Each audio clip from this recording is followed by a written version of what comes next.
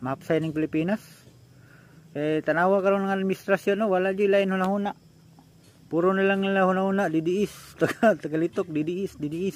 Ang balita sa media puro didiis.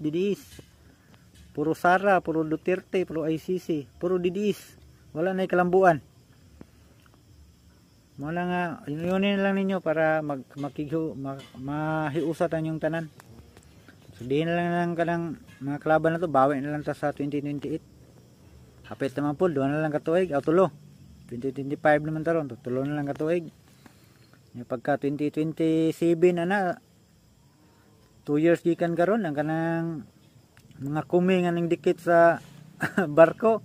Ay hinahinay naman nagpamuhi. Klaro kayo. Hinahinay na po nagpangitag manok nga ilang mangita na po sa barko nga ilang kapilitan na po nga mudaugay karong 2028. Mo na ang mga trabaho ng mga kumi. Ng mga linta. So, makahapit na tayo makabawi.